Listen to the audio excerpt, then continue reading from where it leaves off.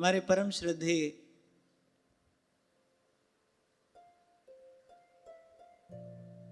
पूज्य श्री मलूक पीठ वाले महाराज जी ने उस दिन कृपा करके बड़ी सुंदर रीति से इस प्रसंग का आरंभ कराया। बड़ा दिव्य चिंतन हमको प्रदान किया।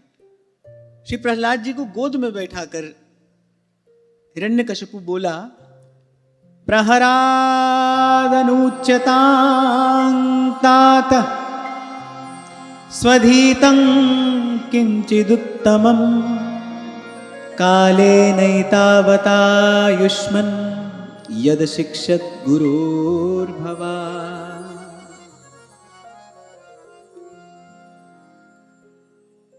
पूज्य श्री महाराज जी ने बड़ा सुंदर चिंतन प्रदान किया। हिरण्यकशिपु ने क्या पूछा? बोले गुरुमुख से जो भी तुमने श्रवण किया है, सीखा है, उसमें से कोई अच्छी बात हमको सुनाओ। यदि हिरण्यकशिपु शिक्षक कहता तब प्रहलाद जी विचार करते, क्योंकि उनसे तो कोई अच्छी बात सुनी ही नहीं, सब व्यवहारिक शिक्षा उनसे प्राप्त की है। उस शिक्षा के मूल में क्या है? मेरा और तेरा है, और उसका अंतिम परिणाम भी यही मेरा और तेरा ही है। पर हिरण्यकशिपु ने क्या कहा? यद शिक्षत गुरोर भवान, गुरुमुख से तुमने जो श्रवण किया है, कोई अच्छी बात उसमें से सुनाओ। अब श्री प्रहलाद जी ने विचार किया, भाई गुरु जी तो नारद जी हैं, नारद जी के मुख से क्या श्रवण किया है? नारद जी के मुख से यही श्रवण किया है, श्रवणम कीर्तनं विष्णोः स्मरणं पादसेवनम अर्चनं वंदनं दास्यं सख्यं आत्मनिवेदनम् इति पुंसार्पिता विष्णौ भक्तिश्चेन्नवलक्षणा क्रियते भगवत्यद्धा तन्मन्येधीतमुत्तमम्। श्रवण, कीर्तन, श्री हरि के चरणारविंद का स्मरण, उनके श्री चरणों की सेवा, पूजा, अर्चन और वंदन दास्य सख्य, ये भाव धारण करके अंततः सर्वात्म रूप से उनके चरणों में आत्मनिवेदन। श्री प्रहलाद जी ने कहा, यदि भगवान के प्रति समर्पण भाव से यह 9 प्रकार की भक्ति की जाए तो जीव का कल्याण होता है, और यही अच्छी बात है। हिरण्यकशिपु ने यही कहा ना, कोई अच्छी बात सुनाओ। तो अच्छी बात तो यही है, अच्छी बात भी यही है, सच्ची बात भी यही है। ऐसे ही होता है जीव का कल्याण। तस्मात् केनाप्युपायेन मनः कृष्णे निवेशयेत्, किसी भी उपाय से मन भगवान में लग जाए, ये अच्छी बात है। तभी कई बार आपको कहता हूं, भाई सार की बात तो बड़ी थोड़ी है। ये जो इतना कुछ कहा सुना जाता है, वो थोड़ी सी बात समझने के लिए कहा जाता है। ये जो कहना सुनना है, तभी हमारे यहां के रसिक संत तो कहते हैं, जब लो लगन लगी नहीं तब ही लो सिद्धांत। बोले लगन लगी तब जानिए कथन श्रवण, जब लो लगन लगी नहीं। माने ये सब जो है, अन्य अन्य बातें भी कही जाती है ना, समझाने के लिए, सिद्धांत को समझाने के लिए अन्य अन्य बातें भी कही जाती हैं। लेकिन वो अन्य अन्य बातें किस लिए कही जा रही हैं? ताकि वो जो सार स्वरूप सिद्धांत है वो भली प्रकार से हृदयंगम हो जाए।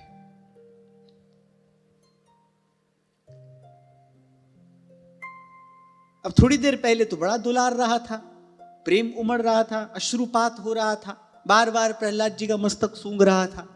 अब जैसी प्रहलाद जी ने यह कहा, क्रोध के मारे फड़कने लगा। इसलिए आपको उस दिन निवेदन कर रहा था, भाई संसार के लिए आप तभी तक अच्छे हो जब तक आप उनको अच्छा कह रहे हो, जब तक आप उनका अच्छा कर रहे हो। बस जैसे ही उनके सुख में बाधा उपस्थित होगी, जैसे ही संसार के सुख में बाधा उपस्थित होगी, मित्र शत्रु हो जाएगा। जो आज स्नेही है कल वही बैरी हो जाएगा। इसलिए संत कह रहे हैं, जगत में झूठी देखी प्रीत। बोले देखी तो, पर झूठी है, वो सच्ची नहीं है। ये जो सब तमाशा है, ऐसा आसार है, थोथा। और जो थोथा चना होता है तो बाजे घना, थोथा चना बाजे घना। बोले है तो सही, ये सब जो देखने में आ रहा है बोलिए कुछ है तो, पर बोले थोथा है, खोखला है। इसलिए कबीर कह रहे अरे तू तो राम भजो जग लड़वा दे। अब वो तो अलमस्त फक्कड़ फकीर है ना, सीधी सच्ची बात कहते हैं। श्री भक्तमालकार जब श्री कबीर जी का चरित्र कहते हैं ना, तो कबीर जी का यही गुण सबसे पहले कह रहे मुख देखी ना ही भनी। उन्होंने किसी की मुख देखी बात नहीं कही, भाई किसको अच्छा लगेगा किसको बुरा लगेगा, सीधी सच्ची बात है और सीधे सच्चे प्रकार से ही कह दी, माने कोई लाग लपेट नहीं। अरे अरे तू तो राम भजो जग लड़वा दे। करे हाथी चलत है अपनी गत से, बोले हाथी चलत है अपनी गत से, अरे बोले कुतवा भूकतवा को भुकवा दे, तू तो राम भजो जग लड़वा दे। सीधी सच्ची बात यही है भाई, माया को संग त्याग, हरिजू की शरण लाग, और जगत सुख मान मिथ्या, झूठो सब साज है। सूरदास गिरिधर जस गाय गाय जी जी। सूरदास जी कह रहे कहिए सुनिए भगति भागवत, और कहा कथि कीजिए। और भी आदमी कोई कहने की बात है, कहने सुनने के लिए तो भाई भगवान की लीला कथा है, भगवान का गुणानुवाद है, वही कहिए वही सुनिए। लीला गुण अमृत रस श्रवणन पुट पीजे, लीला गुण अमृत रस श्रवणन पुट पीजे। श्री छीत स्वामी अपने एक पद में कहते हैं, बोले जब लग श्री गोवर्धन श्री यमुना। देखो श्रद्धा कैसी प्राप्ति करा देती है। इस घोर कली काल में, इसी विषम संसार के बीच में रहते हुए, कह रहे जब लग श्री यमुना श्री गोवर्धन और श्री विठल नाथ गुसाई, और जब लग श्री भागवत कथारस तब लग कलिजुग नाही। अरे बोले हम तो अपने आचार्यों की चरण शरण में, हमारे लिए कहां कलयुग है। श्री गिरिराज जी का साक्षात दर्शन हो रहा है, श्री यमुना जी के कूल पे बैठकर श्री युगल की लीला चिंतन करने का ये सौभाग्य सुयोग बन गया है। आचार्यों ने हमारे शीश पर अपना वरद हस्त रख दिया है, और कहने सुनने को श्रीमद् भागवत की कथा है। जब लग श्री यमुना श्री गोवर्धन श्री विठल नाथ गुसाई, जब लग श्री भागवत कथा रस, तब लग कलियुग नाही। हमारे लिए कहां कलयुग है। उस दिन हम इसी विषय पर थोड़ी चर्चा कर रहे थे ना, कि सबसे पहले अनर्थ निवृत्ति होगी, फिर भगवान की कथा में रुचि होगी, फिर भगवान की कथा में निष्ठा होगी। निष्ठा होते ही ऐसा अनुभव होने लगेगा, जैसी भगवान की कथा में निष्ठा होगी, भगवत गुणानुवाद की महिमा का बोध होगा, फिर ऐसा अनुभव होने लगेगा।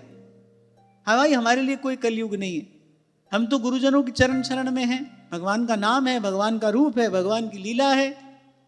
अब करने को करें क्या, श्रवण कथन सुमिरन परतीति, बीत काल सब जाइयो। सेवक जी महाराज करें अर्चन वंदन और दासंतन, सख्य और आत्मा समर्पण, ये 9 लक्षण भक्ति के। आप कहते हो करें क्या, यहां देखो करने के लिए बहुत कुछ दे दिया है आचार्यों ने। श्रद्धा से करो तो आनंद ही आनंद है।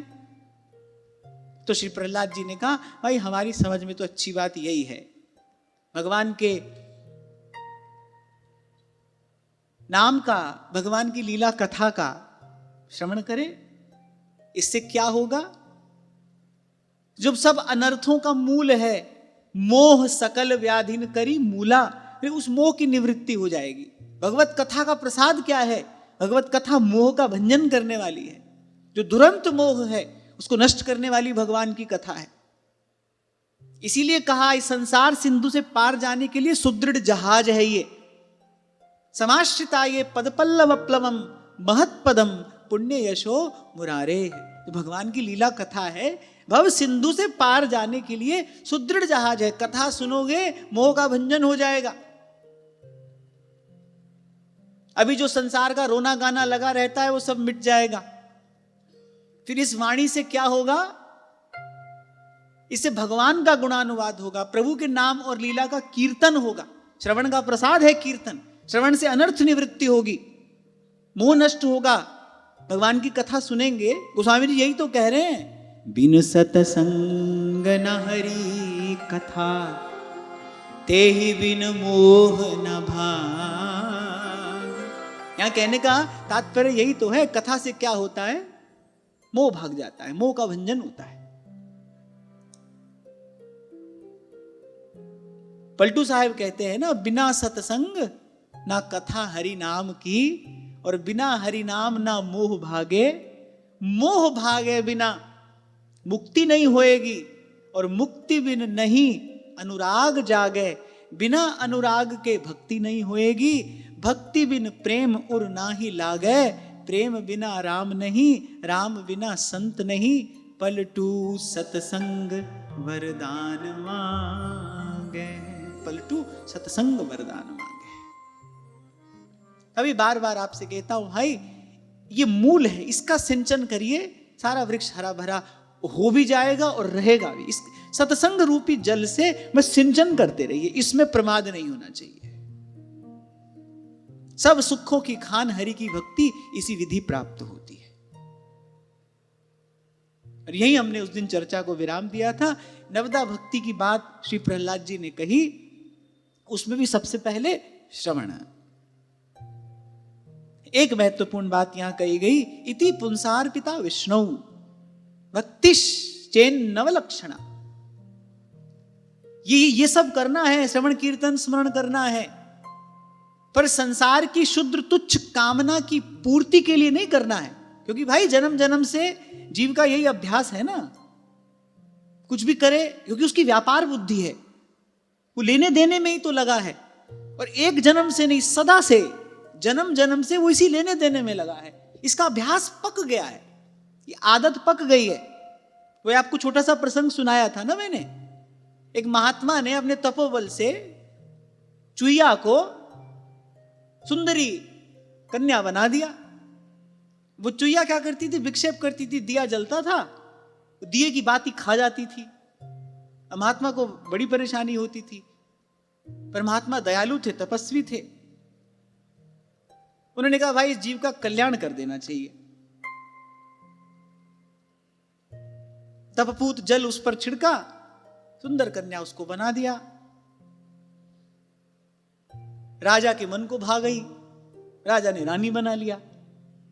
कुछ काल बाद राजा रानी दोनों आए, संत ने पूछा हाँ भाई सब बढ़िया है? अब राजा ने धीरे से कहा, बोले और तो सब ठीक है, पर ये रात को उठकर दिए की बत्ती खा जाती है, बाकी तो सब ठीक है। ये हमको समझ नहीं आ रहा है, ऐसा क्यों होता है, रात को उठकर और दिए की बत्ती खा जाती है। तो महात्मा मुस्कुराए, महात्मा ने कहा भाई ये तो इसकी कुटैव है ना, इसका अभ्यास है। ये ऐसे ही जो लेना देना है ना, हम कुछ दें हमको कुछ मिले, इसके बदले हमको क्या मिलेगा, कैसे मिलेगा, कब मिलेगा, कितना मिलेगा, ये सब जो विचार हैं इसका अभ्यास हो गया है, हमको पक गई है ये आदत। और आदत जो हो जाए पक्की तो छूटना मुश्किल। तो भजन साधन भी जीव करता है, अब उसकी आदत है ना, भगवान से भी जाकर वो यही करता है। ये जो मनोरथ है क्या है, ये यही तो है। अच्छा भगवान के सुख का मनोरथ हो तो वो तो किसी दिन विशेष में नहीं होना चाहिए, वो तो सावधि नहीं होना चाहिए ना। भाई आज भगवान के सुख का मनोरथ है, कल नहीं है। भक्त के मन में तो भगवान के सुख का मनोरथ सदा ही है, सुदृढ़ रूप से है।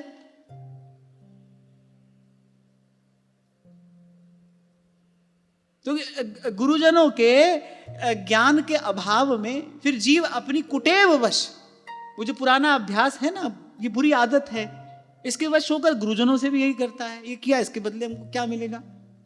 इसलिए मैं आपको उस दिन सुना रहा था, पूज्य श्री पंडित जी महाराज प्रतिज्ञा कराते थे। किसी को अगर भजन का मार्ग देते थे तो उससे पहले प्रतिज्ञा कराते थे, किसी भी स्थिति में आप इनसे कुछ चाहोगे नहीं, इनसे कुछ कहना ही नहीं। अरे भाई यही होता है, थोड़ा सा भजन जीव करता है और उसके बदले श्री ठाकुर जी से कितना श्रम कराता है। अच्छा जो कर रहा है वो भी संतों गुरुजनों की कृपा से कर रहा है, उसमें उसका अपना कुछ है नहीं। और उसके बदले दिन रात ठाकुर जी करेंगे, ठाकुर जी करेंगे, ठाकुर जी करेंगे। अरे ठाकुर जी तुम्हारे चौकीदार हो गए क्या? नौकरी पर धर लिया तुमने ठाकुर जी को, ये भी ठाकुर जी करेंगे, वो भी ठाकुर जी करेंगे। कम से कम प्रेमी महात्माओं की तो ये रीति नहीं है। अर्जुन को यही शिक्षा देने के लिए ठाकुर जी ने वो लीला की थी ना। अर्जुन को लगता था भाई हम तो बड़े भक्त हैं। एक दिन सुंदर स्वर्णमय चौकी पर बैठाकर श्री ठाकुर जी को स्नान करा रहे थे। देखा श्री ठाकुर जी की सुंदर सुकुमार पीठ पर कुछ ऐसे घाव सा है, कुछ लालिमा सी अधिक दिखाई पड़ी। पूछा प्रभु ये इसका कारण? बोले युद्ध में यही व्यवस्था थी ना कि तुम दायां घुटना लगाओगे तो हम रथ दाईं और मोड़ लेंगे, बायां लगाओगे तो बाईं और मोड़ लेंगे। बड़ा कोलाहल होता है ना युद्ध के क्षेत्र में, तो स्वर सुनाई ना पड़े तो ये संकेत है सारथी के लिए। तुम्हारे घुटनों पर रहता था कवच, वो सुदृढ़ कवच रहता था, तुम बार बार वो घुटने का स्पर्श कराते थे ना, तो बस उसी लिए ऐसा थोड़ा हो गया। अच्छा ये बात मन में नहीं आई, देखो हमारे लिए कितना कष्ट प्रभु ने सहा। उल्टे क्या बात मन में आई, देखो हम भगवान के कितने बड़े भक्त हैं, हमारे लिए ऐसा भी करते हैं। श्री ठाकुर जी ने कहा अब तो बात बहुत बढ़ गई है, अब तो समाधान करना पड़ेगा। ये हमारा निज जन है, अपने निज जन में प्रभु अभाव नहीं रहने देते, अपने निज जन में प्रभु अभिमान नहीं रहने देते। दर्पहारी हैं भगवान, भगवान का एक नाम है दर्पहारी। दर्प का आहार करते हैं भगवान।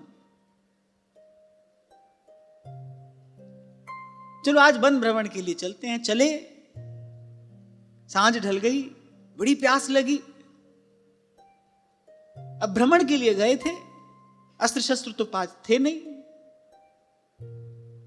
जो अर्जुन वहीं शर संधान करके गंगा जी प्रकट कर देते, कर तो सकते थे, पर ऐसे वन विहरण के लिए गए थे, बड़ी प्यास लगी। अर्जुन ने कहा केशव जल ना मिला तो ऐसे लगता है प्राण ही निकल जाएंगे। ऊंचा सा एक स्थान था, ठाकुर जी ने कहा वहां चढ़कर देखो, हो सकता है कहीं जल दिखाई पड़े। तो देखा एक कुटिया से धूम्र उठ रहा है, बोले वहां जाओ कोई ना कोई होगा, जल भी होगा। अब अर्जुन गए, वृद्धा एक सन्यासिनी बाहर आई, माता जल मिलेगा? हाँ बेटा मिलेगा। जल पिला दिया, प्राण रक्षा हो गई। अर्जुन ने कहा माता इस समय तुमने मुझे जल पिलाया है, जब जल मेरा जीवन था, तो एक प्रकार से तुमने जल का नहीं, तुमने जीवन का दान किया है। मैं तुम्हारा ऋणी हूं, आपकी कोई सेवा करना चाहता हूं। अच्छा जब जल पिला रही थी वो वृद्धा सन्यासिनी, तो ऐसे झुककर अर्जुन जल पी रहे थे। कुटिया के भीतर देखा बड़े बड़े अस्त्र शस्त्र। तो अर्जुन ने कहा माता मेरे मन में एक संशय है, आप इस अवस्था में यहां सन्यास आश्रम में रहकर और प्रभु के चिंतन में लीन है, आपकी कुटिया में अस्त्र शस्त्र तो उसके पास होता है जिसको या तो किसी से भय हो या जिसको किसी को भयभीत करना हो। आप तो सन्यासी नहीं है, आपके पास इनका क्या काम? वृद्धा ने कहा कि 2-3 शत्रु हैं मेरे, अवसर पड़ने पर इनकी आवश्यकता पड़ सकती है। अब वो जो क्षात्र तेज था अर्जुन का, उसने कहा अरे माता मैं तुम्हारा ऋणी हूं, आपका ये कार्य तो मैं किए देता हूं, आप बताइए कौन है आपका शत्रु। तो वृद्धा कहने लगी पहले तो वो द्रौपदी।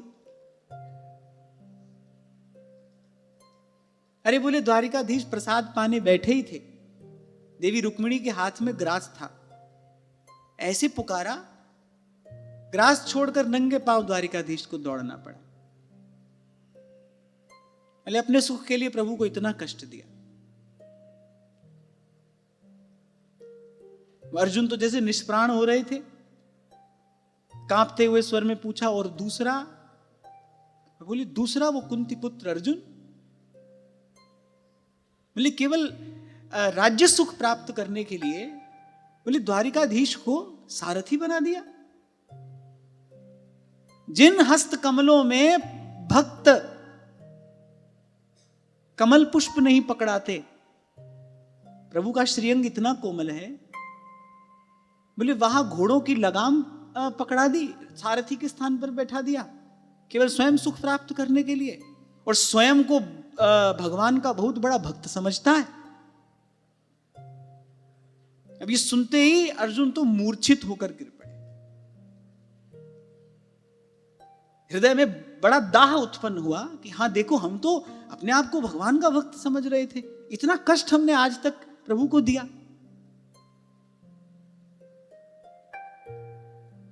अब जब आंख खुली तो ना वन है ना वो वृद्धा है, और द्वारिकाधीश मंद मंद मुस्कुरा रहे। कहा कुछ नहीं, ना उन्होंने कुछ कहा ना उन्होंने कुछ कहा।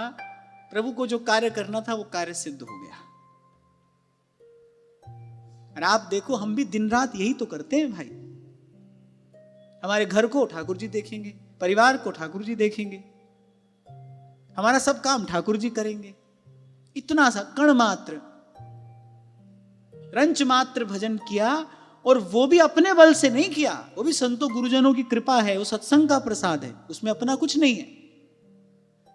उसके बदले ऐसा व्यापार प्रभु से कर रहे हैं। तो यहां श्री प्रहलाद जी ने कहा कि भगवान के प्रति समर्पण के भाव से जो भी किया जाए, किसलिए? बस हमारे प्रभु प्रसन्न हो। तत्सुख सुखित्वम, यही प्रेमा भक्ति का प्राण है। स्वप्न में भी स्वसुख की कामना ना हो। मान लेनी चाहिए ये बात हमको, अरे भाई हमने तो जन्म जन्म से ना करने योग्य अघकर्म एक बार नहीं अनेक बार किए हैं, अनगिनत बार किए हैं। ये तो अकारण कृपा से आपके हमारे लिए ये संयोग बन गया, हमको आचार्यों की चरण शरण मिल गई, हमको ये भजन का मार्ग मिल गया। ये सब करने के लिए ये मार्ग थोड़ी मिला है। जैसे संसार के क्षुद्र सुख प्राप्त करने के लिए मनुष्य का शरीर नहीं मिला है, ऐसे ही अपनी लौकिक अलौकिक कामनाओं की पूर्ति के लिए प्रेमा भक्ति का मार्ग नहीं मिला है। ये मार्ग तो केवल प्रभु को सुख पहुंचाने के लिए है। इस उपासना का प्राण ही है तत्सुख सुखित्वम। क्योंकि मैं कई बार देखता हूं ना, अपनी बात भी कह रहा हूं मैं, हम लोगों के व्यवहार में, हम लोगों के आचरण में, हम लोगों के स्वभाव में ये बात इतनी घुल मिल गई है, भाई जो करेंगे ठाकुर जी करेंगे। कहने से प्रभु पर भार पड़ता है, कहिए मत, और कहने की आवश्यकता भी नहीं है। हमारे जीवन में प्रभु हैं, हमारे जीवन में प्रभु का नाम है, हमारे जीवन में कथा कीर्तन है, हमारे जीवन में सत्संग सेवा है, हमारे लिए इतना ही पर्याप्त है। इसीलिए नारद जी कह रहे फल रूपत्वात्, भक्ति फल स्वरूपा है। उससे तो केवल रस प्राप्त होता है, प्रेम का रस। तो नवदा भक्ति का उपदेश श्री प्रहलाद जी ने किया, पर साथ में ये बात कही, ये सब भगवान के प्रति समर्पण भाव से किया जाए। श्रवण कीर्तन स्मरण तो भाई बहुत लोग कर रहे हैं, लेकिन तज्जन्य आनंद की उपलब्धि नहीं हो रही। क्यों नहीं हो रही? क्योंकि कहीं ना कहीं कामना के छिद्र से वो सब बहे चला जा रहा है। कैसी भी कामना, खान पान सुख चाहत अपने, तिनको प्रेम छुवत नहीं सपने, खान पान। अभी 2 दिन पहले हम चर्चा कर रहे थे, संसार में जो तथाकथित सुख प्राप्त होता है उसमें 2 मुख्य दोष हैं। पहला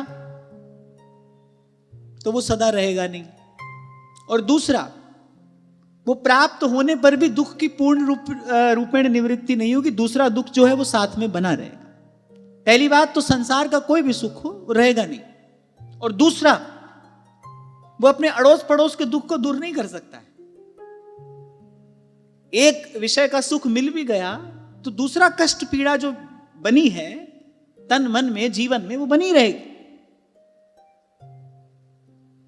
ऐसे सुख के लिए क्या भगवान को छोड़ देना बुद्धिमानी है? एक बार सोचो। ऐसे सुख के लिए जो रहने वाला नहीं है और जो पीछे भारी दुख ही छोड़कर जाने वाला है, ऐसे सुख के लिए क्या प्रभु को छोड़ देना ये बुद्धिमानी है? नहीं है। आप कामना की पूर्ति कराओगे वो तो कर देंगे, और वो तो तैयार ही बैठे हैं, वो तो प्रतीक्षा करते हैं तुम मांगो और उनका पिंड छूटे। एक संकल्प तो उठे मन में, वो तो चाहते ही यही हैं।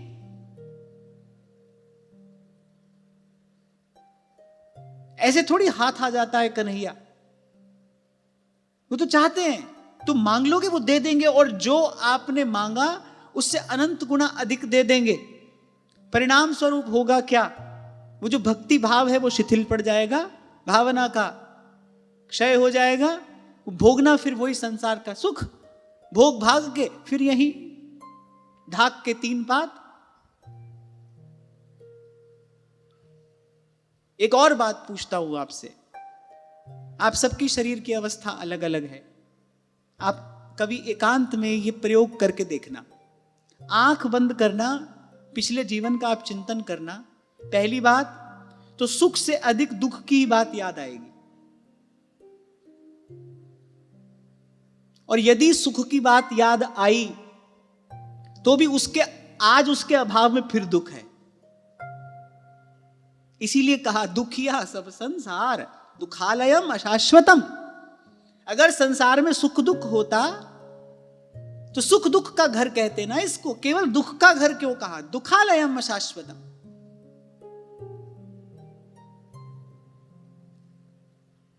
वहीं के वहीं जीव दुखी का दुखी।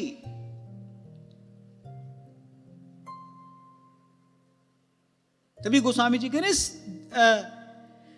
जीव को तब तक सुख नहीं है, स्वप्न में भी विश्राम नहीं है, जब तक किसी समर्थ महापुरुष की कृपा से भगवत भाव में गतिमति स्थिर ना हो जाए।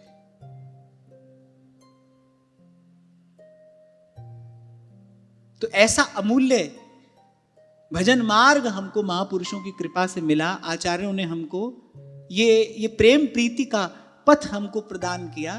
वही शुद्र वस्तु प्राप्त करने के लिए इसको खर्च कर देना, इसको गंवा देना, इसको व्यर्थ कर देना, ये तो कहीं भी किसी प्रकार से बुद्धिमानी नहीं है। थोड़ा करें, अधिक करें, जितना हो, और उसके बदले प्रभु से कुछ चाहे नहीं।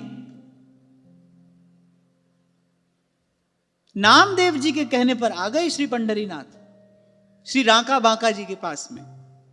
नामदेव जी को बड़ा कष्ट होता था उनको देखकर। बोले प्रभु आप चलिए, इतनी अभावग्रस्त स्थिति में ये रहते हैं, तन ढकने को पूरा वस्त्र नहीं है,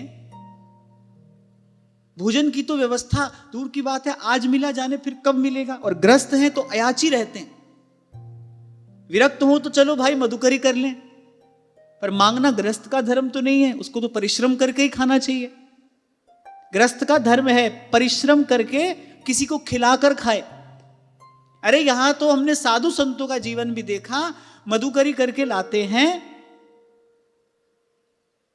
मधुकरी करके लाते हैं, श्री ठाकुर जी को भोग लगाते हैं, किसी संत वैष्णव को खिलाकर फिर खाते हैं। विरक्त महापुरुष जो माधुकरी करके पाते हैं वो भी इस रीति से पहले किसी को कुछ पवाकर और फिर पाते हैं। तो गृहस्थ को तो बिना खिलाए खाना ही नहीं चाहिए, वो तो पाप खाता है। शास्त्र कहता है गृहस्थ यदि बिना किसी को खिलाए खाता है बोले पाप खाता है वो, और पापेन जायते व्याधि, पापेन जायते जराह। तो गृहस्थ का पहला धर्म है पहले तो वो परिश्रम से कमाए।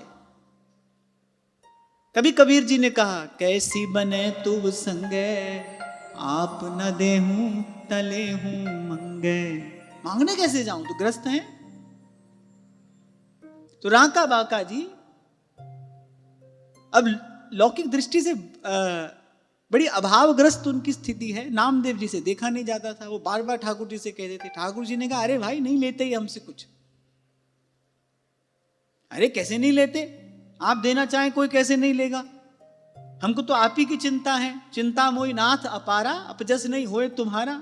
दिन रात ही तुम्हारे नाम का कीर्तन करते हैं, दिन रात तुम्हारा भजन करते हैं। बोले आपका अपयश हो रहा है, देखो आपके भक्तों की क्या दशा हो रही है। अब नहीं माने नामदेव जी, अब भगवान भी भाई भक्त के अधीन हैं, चल पड़े। अनेक अनेक प्रकार से प्रत्यक्ष परोक्ष रूप से श्री ठाकुर जी ने देने का प्रयास किया। रांका बांका जी ने कहा बोले प्रभु हमसे कोई अपराध हो गया है, आप हमको श्री चरणों की सन्निधि से दूर करना चाहते हैं। दोनों पति पत्नी सजल नेत्र कंपित गात बोले प्रभु आप हमको देने के लिए आ गए हैं कुछ, अवश्य हमसे कोई अपराध हो गया है, हमारे हृदय में प्रेम भाव का अभाव हो गया है, तभी आप अपने चरण कमलों को हमसे दूर कर लेना चाहते हैं, अन्यथा ऐसा अवसर ही उपस्थित क्यों होता, आप हमको ये सब वस्तु देने के लिए क्यों आते। श्री ठाकुर जी ने कहा ऐसा बिल्कुल भी नहीं है, हम तो नहीं आना चाहते थे, बोले ये हमको लेकर आए। श्री रांका बांका जी ने थोड़ा डांट दिया नामदेव जी को, बोले ऐसे प्रभु को क्या इस प्रकार बन बन डोलाया जाता है, तुम हमारे पीछे, ये कंटकाकीर्ण मार्ग है, ऐसे मार्ग पर तुम प्रभु को हमारे पीछे लिए लिए चल रहे हो।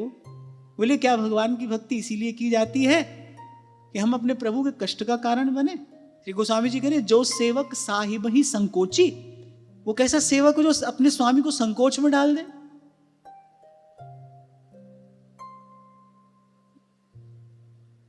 माता भवानी ने पूछा, बोले अब यही भेष धरकर जाएंगे आप, इसी रूप में जाकर भगवान की सेवा करेंगे। तो महादेव कहने लगे हमको सेवा करने जाना है ना, हमको सेवा करने जाना है, ऐसे रहेंगे हमारे स्वामी को हमारी लंगोटी तक की भी चिंता ना हो। बानर का भेष धर के जाएंगे, शाखा ते शाखा पे जाई, कंदमूल हमारा आहार होगा, हमारे स्वामी को इतनी भी चिंता ना करनी पड़े। हम अपने प्रभु की सेवा करने जा रहे हैं कि प्रभु से सेवा कराने के लिए जा रहे हैं।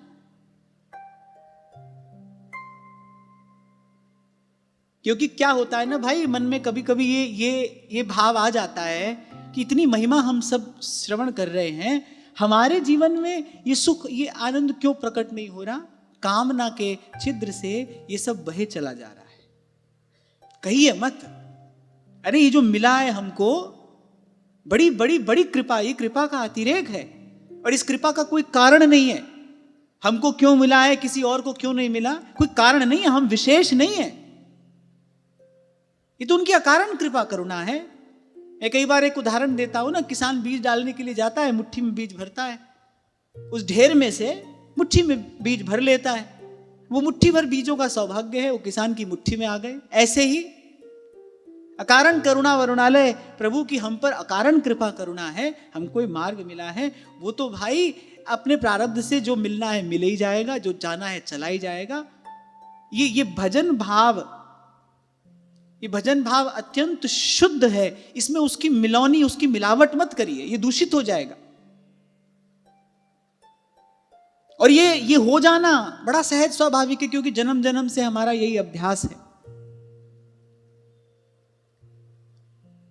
बिना मति निष्काम हुए चित्त को विश्राम नहीं है। और आपसे मैंने कहा था भाई, किसी भी भाव से कोई भजन करे, दास से सख्य वात्सल्य श्रृंगार किसी भी भाव से करे, पर बैठेगा तो शांत भाव के आसन पर ही ना। सब सोहित निष्काम मति वृंदावन विश्राम, तब राधा वल्लभ लाल को हृदय ध्यान मुख नाम। तो ये महत्वपूर्ण बात है, हमको ये श्रवण कीर्तन करना है, पर केवल केवल केवल एक भाव मन में रखकर प्रभु प्रसन्न हो। जे ही विधि प्रभु प्रसन्न मन होई, करुणा सागर कीजिए सोई, जी ही विधि प्रभु। ऐसी भक्ति पर रीझ कर ही तो श्री वैकुंठनाथ ने कहा महर्षि दुर्वासा से, अरे जिन भक्तों ने मेरे लिए अपने लौकिक अलौकिक सब सुखों का त्याग कर दिया है, जो स्वप्न में भी मुझसे कुछ नहीं चाहते, बोले अपने ऐसे निष्काम भक्तों को मैं किसी भी स्थिति में एक क्षण के लिए भी छोड़ नहीं सकता हूं। उनसे प्रिय मुझे कुछ भी नहीं है, हमारा बनाया हुआ नियम कानून भी मुझे अपने भक्तों से प्रिय नहीं है। बोले समय आने पर किसी भी नियम में, किसी भी सिद्धांत में मैं परिवर्तन कर सकता हूं, यदि बात मेरे भक्त के सुख की हो तो। क्योंकि श्री दुर्वासा जी ने कहा ना, अरे शरणागत वत्सल हैं, ब्रह्मण्य देव हैं, ब्राह्मण आपके आराध्य हैं, मैं आपका आराध्य हूं, आपके द्वार पर आया हूं, आप शरणागत वत्सल हैं। आपने स्वयं कहा है, कोटि विप्र बद ला गही जाऊ, आए शरण तजहू नहीं ताऊ। गोस्वामी जी मानस में कह रहे हैं, विश्व द्रोह कृत अघ जेहि लागा। कह रहे सारे विश्व से, समस्त प्राणियों से द्रोह करने का पाप किसी को लगा हो, बोले विश्व द्रोह कृत अघ जेहि लागा, शरण गए प्रभु ताहु न त्यागा। उसको भगवान अस्वीकार नहीं करते। क्या दुर्वासा ऋषि का अपराध इससे भी बड़ा है, भगवान की दृष्टि में इससे भी बड़ा है।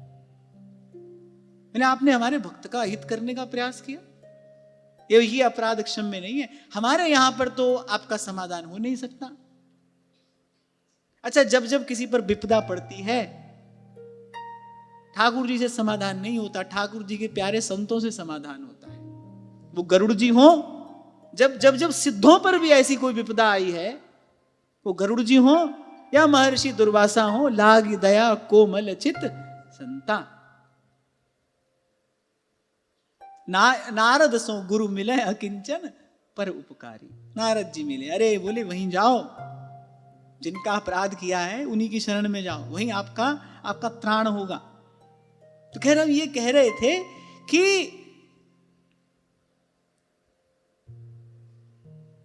क्या कह रहे थे?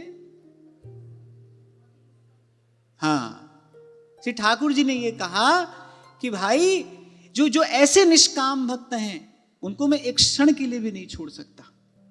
उनके सुख के लिए मुझे किसी भी नियम सिद्धांत में परिवर्तन करना पड़े, मैं कर देता हूं। मैं भक्तों के अधीन हूं और किसी के अधीन नहीं हूं। अगर अधीन हूं तो भक्तों के अधीन हूं और किसी के अधीन नहीं। और तो सर्वतंत्र स्वतंत्र ईश्वर हैं, वो जो कहे वही सत्य है, वो जो कह रहे हैं वही सत्य है। अर्जुन ने कहा ये सब सामने खड़े हैं, ये सब अपने हैं, कैसे लड़ूं इनसे? अच्छा, वल्गु वाक्य तो हमारे श्री ठाकुर जी हैं ही।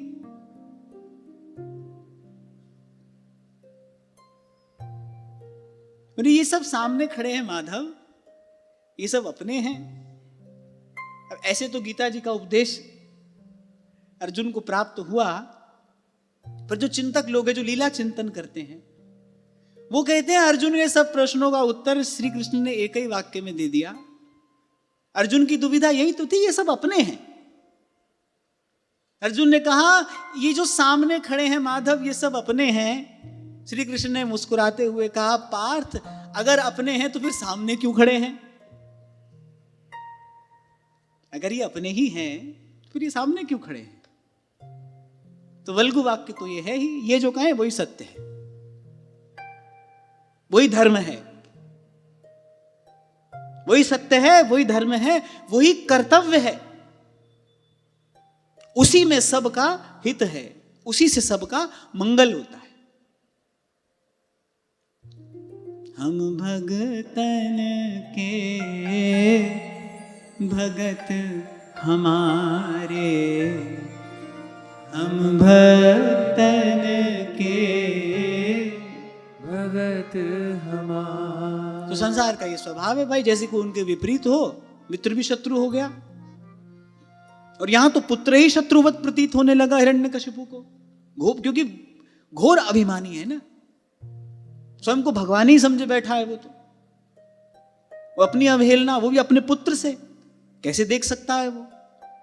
तो यहां लिखा है, क्रोध के मारे ओंठ फड़कने लगे और गर्जना करके गुरुपुत्रों को फटकारते हुए कहने लगा, अरे दुर्मति, ये कैसी करतूत है? बोले हमारा ही खाता है, हमारे ही राज्य में रहता है, अब हम ही से विश्वासघात कर रहा है। हमारे ही गुरुकुल में आचार्य के रूप में रहकर और कार्य हमारे शत्रु का कर रहा है, शत्रु पक्ष का कार्य सिद्ध कर रहा है। और जाने क्या क्या बकने लगा। वो षंडामर्क जो थे वो तो बेचारे घबरा गए। न मत प्रणीतम न पर प्रणीतम सुतो वदत्येष तवेन्द्र शत्रो नैसर्गिकीयं मतिरस्य राजन् नियच्छ मन्युं कददाह स्ममानः।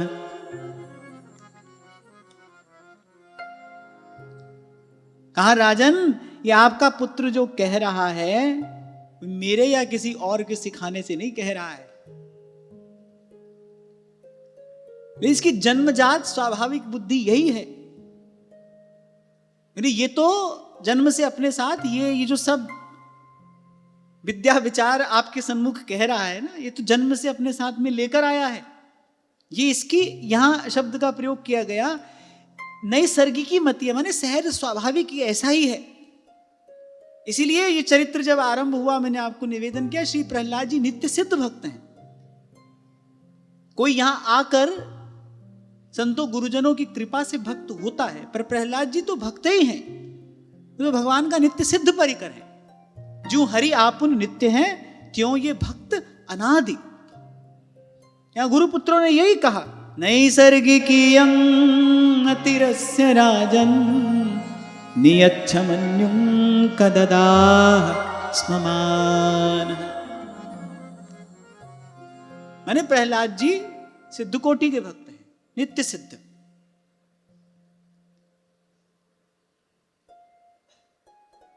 तो उन्होंने कहा भाई तो जन्मजात इसकी स्वाभाविक बुद्धि यही है, इसके भीतर यही भरा है। हमने खूब पढ़ाने का प्रयास किया पर इसके भीतर यही भरा है। बोले आप हमको व्यर्थ में दोष मत लगाइए और अपना क्रोध शांत करिए। तब हिरण्यकश्यपु श्री प्रहलाद जी से पूछता है, गुरुणैवं प्रतिप्रोक्तो भूय आहा सुरः सुतम न चेत् गुरुमुखीयं ते कुतो भद्रा सती मतिः। तो पूछा क्यों रे, यदि ऐसी खोटी बुद्धि, अब देखो हिरण्यकश्यप उसको खोटी बुद्धि कह रहा है, बोले ऐसी अहित करने वाली खोटी बुद्धि, ये दुर्मति, अरे बता तुझे प्राप्त कहां से हुई है।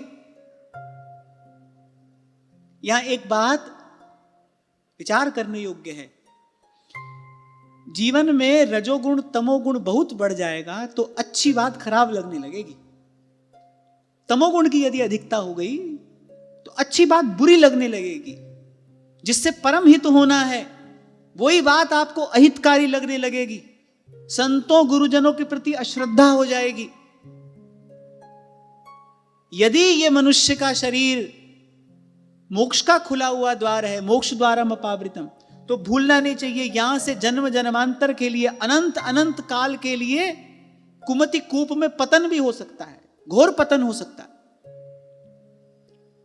यदि तमोगुण बढ़ा जीवन में यही परिणाम आएगा। अब देखो भक्ति का सार स्वरूप सिद्धांत श्री प्रहलाद जी ने कहा,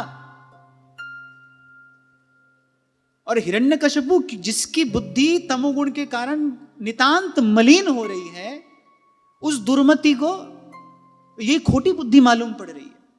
और ऐसा तो प्रत्यक्ष अनुभव होता है, ऐसा प्रत्यक्ष अनुभव होता है जब बुद्धि जड़ हो जाती है, जो नहीं करना चाहिए व्यक्ति करता है, करते करते क्या प्रभाव पड़ता है। देखो एक बात ध्यान से समझ लो, जितना विषय भोगोगे उतनी बुद्धि में जड़ता आती चली जाएगी। विषय का सेवन, उसका सबसे भयंकर दुष्परिणाम क्या है, तन तो रोगी होता ही है, तन की शक्ति तो क्षीण होती ही है, लेकिन उसका सबसे भयंकर दुष्परिणाम क्या है, सबसे भयंकर दुष्परिणाम यही है कि बुद्धि जड़ हो जाती है, जड़ता की ओर बढ़ती है, और जड़ होते होते जड़ ही हो जाती है। अच्छी बात अच्छी नहीं लगेगी। इसीलिए गोस्वामी जी कह रहे हैं, तुलसी पिछले पाप ते हरि चर्चा न सुहान। पिछला पाप माने केवल पूर्व जन्म का पाप नहीं। अब बलात् हठात किसी को लाकर बैठा दो कथा में, उसको रुचे ही नहीं रहा है, क्योंकि आज तक इस क्षण से पहले तक पीछे पाप ही करता आ रहा है, मति मलिन हो जाती है। ये जो उस दिन इतनी विस्तृत चर्चा हुई, और मैंने आपसे कहा छांदोग्य उपनिषद में श्री सनकादिक देवर्षि नारद से ये बात कह रहे हैं, अर्थात अनादिकाल से हमारी ऋषि परंपरा इन सूत्रों को अपने अपने जीवन में लगाती हुई जीवन सिद्धि करती आ रही है। वहां सनकादिक कह रहे हैं देवर्षि नारद से, आहार शुद्धौ सत्व शुद्धि, सत्व शुद्धौ ध्रुवा स्मृति, जो मति भगवान में लगे, जिस मति से, जिस बुद्धि से ये विमल भक्ति सिद्धांत ग्रहण किया जाए, इस सिद्धांत को समझने योग्य जो बुद्धि है वो कैसे प्राप्त होती है? तो उपनिषद के ऋषि कह रहे हैं आहार शुद्धौ सत्व शुद्धि, सत्व शुद्धौ ध्रुवा स्मृति। सूत्र है स्मृति लंबे सर्वग्रंथि नाम विप्रमोक्ष। जो जड़ चेतन की ग्रंथि है अंततः खुलेगी कैसे? यहां से आरंभ करना पड़ेगा। इसलिए उस दिन मैंने इतनी विस्तृत चर्चा आपके साथ बैठकर की। बहुत बड़ा कार्य सिद्ध करने हम जा रहे हैं, और जो सबसे मूल बात है, यदि वहीं पर ही हमारा ध्यान नहीं है, फिर वहां तक पहुंचना असंभव है। कठिन नहीं, असंभव है। एक विचारक बड़ी अच्छी बात कहता है, मुझे बड़ा बढ़िया सूत्र लगा। वो कहता है perfection is the outcome of repetition of basics. The perfection is outcome of repetition of basics. अच्छा, हम क्योंकि थोड़ी बहुत संगीत की साधना जीवन में करने का अवसर मिला, तो उसमें भी हम यही देखते हैं कि जो दैनिक अभ्यास किया जाता है, अब गाने वाला अभ्यास में क्या करेगा? 7 स्वरों का ही तो अभ्यास करेगा, उसको स्वर सिद्धि ही तो करनी है। कोई वादक है, अब मान लो ये पंडित जी यहां तबला बजा रहे हैं, अब ये अगर दैनिक अभ्यास करेंगे तो दैनिक अभ्यास किस लिए होगा, किस लक्ष्य के लिए होगा? कि जो भी बजाया जा रहा है वो सुस्पष्ट होना चाहिए, वो स्पष्ट होना चाहिए। जो मूल बात होती है ना, बेसिक्स, उसी का बार बार अभ्यास किया जाता है, वही आपको जीवन सिद्धि की ओर लेकर जाता है।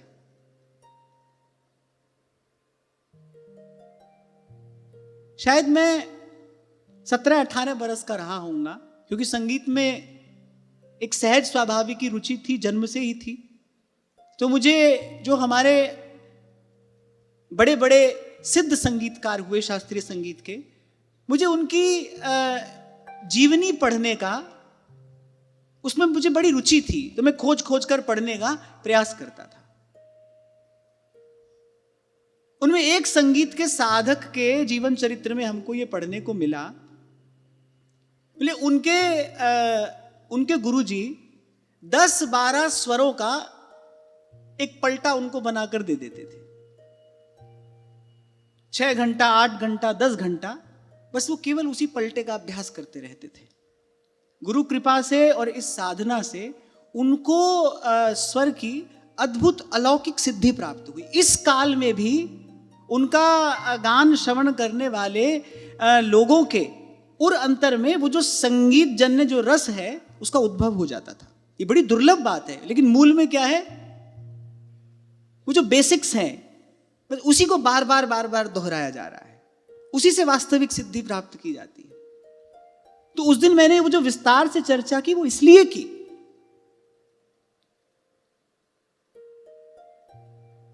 अन्यथा क्या होगा? अन्यथा जीवन में रजोगुण तमोगुण बढ़ेगा। और भाई हम तो ऐसे वातावरण में रहते ही हैं, चारों ओर प्रबल पवन चल रही है उसकी।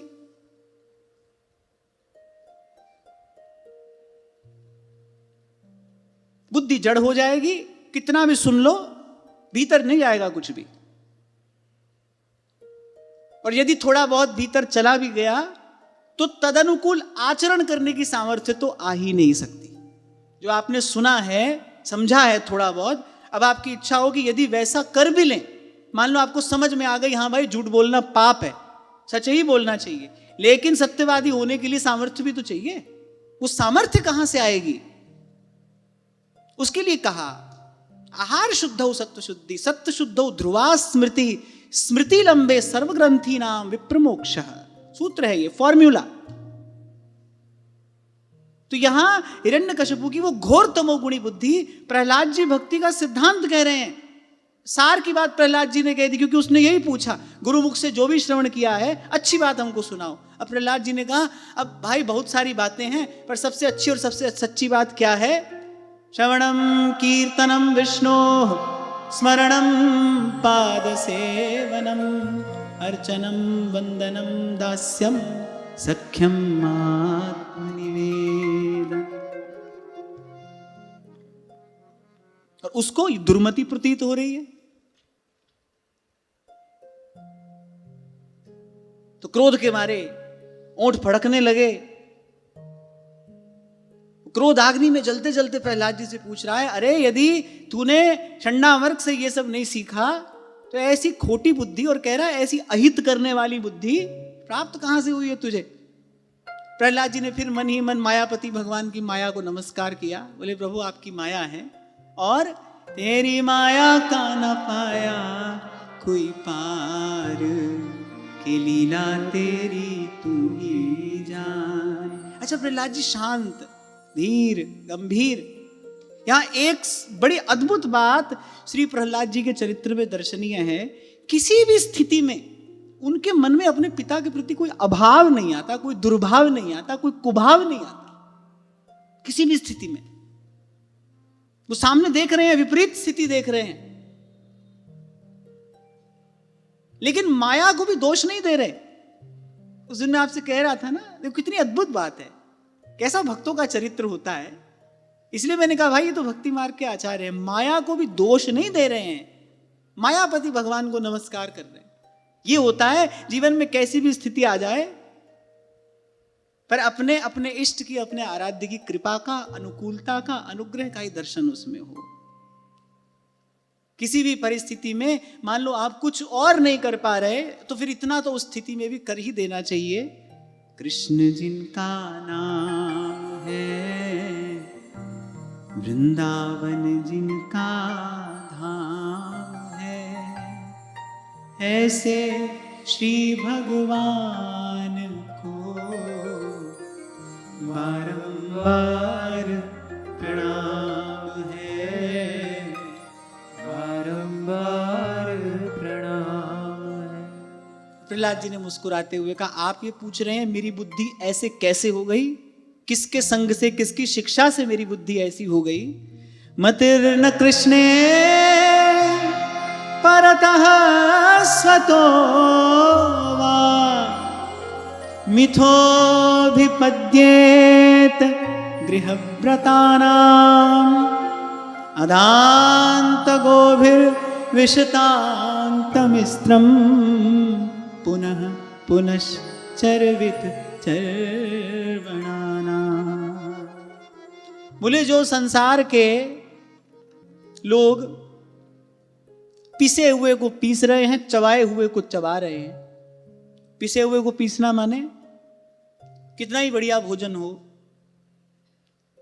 खाते जाओ बहुत ही खा लो, फिर जो वस्तु कुछ क्षण पहले बड़ी रुचिकर प्रतीत हो रही थी, बड़ी प्रिय लग रही थी, आप कहोगे अब हटाओ, उससे भयंकर उपरति हो जाएगी। अगर आवश्यकता से अधिक उसको ग्रहण कर लिया, उससे उपरति हो जाएगी।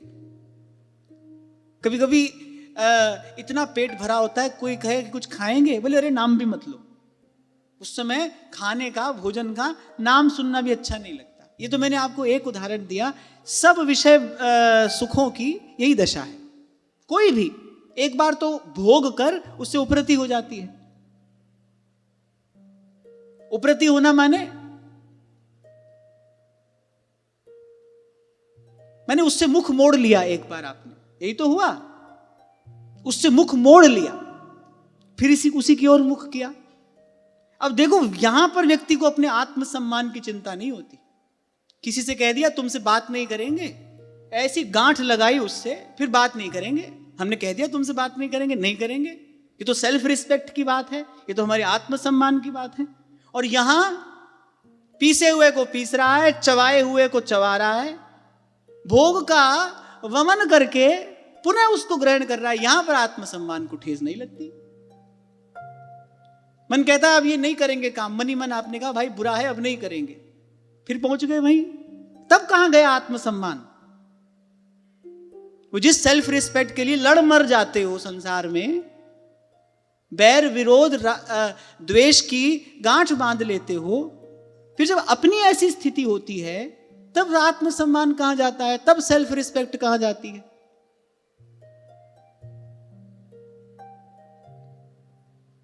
तो प्रहलाद जी ने कहा पीसे हुए को पीस रहे हैं, चबाए हुए को चबा रहे हैं। अच्छा, तभी ध्रुवदास जी कहते हैं पुरुष सोई। पुरुष के अंदर अपने पौरुष का बड़ा अभिमान होता है ना, जिसको अंग्रेजी में मेल ईगो कहते हैं ना, उसमें भी पौरुष का अभिमान होता है।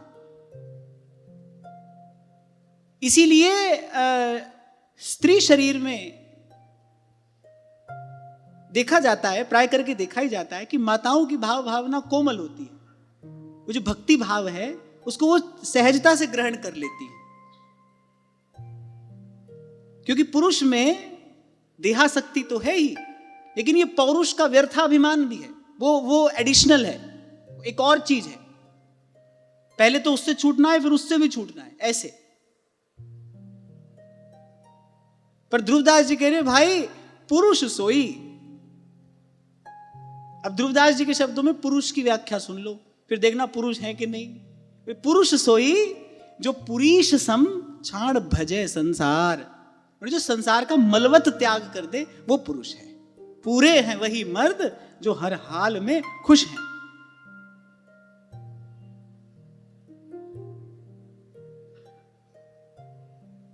तो प्रहलाद जी ने कहा ऐसे लोग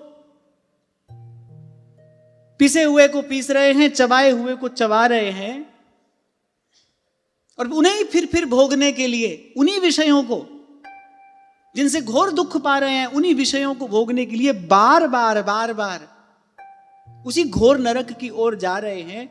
बोले ऐसे आसक्त मनुष्यों की बुद्धि ना तो अपने आप श्री कृष्ण में लगती है, ना किसी के लगाने से लगती है। मतिर्न कृष्णे परतः स्वतो, ना किसी के लगाने से लगती है, ना अपने लगाने से लगती है। ये तो भाई कब होता है, तुद पावे ता नाम जपावे, सुख तेरा दिता लइए, सुख तेरा दिता लई। जिनको ये पता ही नहीं है कि अरे स्वार्थ परमार्थ तो भगवान के चरण है, स्वार्थ भी वही है, परमार्थ भी वही है। न ते विदुः स्वार्थ गतिं हि विष्णु दुराशया ये बहिरर्थ मानिनः। और बोले वेदवाणी का भी जो बहुत ऊपरी अर्थ है। अब वेद में क्या है, कर्म कांड है, उपासना कांड है, ज्ञान कांड है।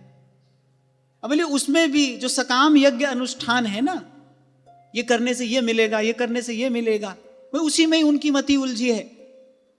अर्थात जो सर्वथा विषय सुख को ही, इस शरीर के सुख को ही अपना अंतिम लक्ष्य, अपना अंतिम प्रयोजन समझते हैं।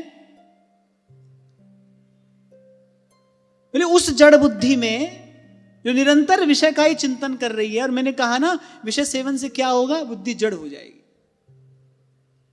विषय सेवन से विषय का चिंतन अधिक होता है। प्राय करके व्यक्ति ये सोचता है कि देखा जाता है यही, मन में विकार उठा, मन किसी विषय वस्तु को प्राप्त करने के लिए चंचल हुआ, अत्यंत चंचल हो गया, हाथ नहीं आ रहा। अब व्यक्ति को लगता है चलो आज कर लेते हैं, अब कल से इसके बारे में सोचेंगे भी नहीं, आज तो कर लेते हैं, कल से भी इसके बारे में नहीं सोचेंगे। पर उस मूढ़ मति को यह नहीं पता, आज कर लेने के बाद उसका चिंतन और दृढ़ हो जाएगा, वो चिंतन फिर से धकेलेगा उसकी ओर, फिर भोगोगे, फिर उसका चिंतन और अधिक होगा। ऐसे ही कामना वासना हो जाती है, पूरे अंतःकरण को आच्छन्न कर लेती है। बचना है तो जितना हो सके पहले ही बच जाइए। ये भूल तो कभी ना करिए। आज कर लेते हैं, कल से छोड़ देंगे, ऐसा नहीं होगा कभी भी। छोड़ना है तो आज अभी छोड़ना पड़ेगा। और आप हिम्मत करो, भगवान बल बनेंगे आपका। आप कहो कि भाई हम निर्बल हैं, हम छोड़ नहीं पा रहे हैं, कोई बात नहीं, निर्बल है तो क्या हुआ।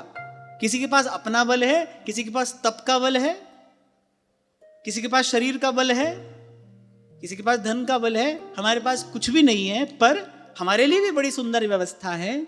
सुनेरी मैंने निर्बल के बलराम, सुनेरी मैंने निर्बल के बलराम। तो ऐसी भूल तो कभी ना करना।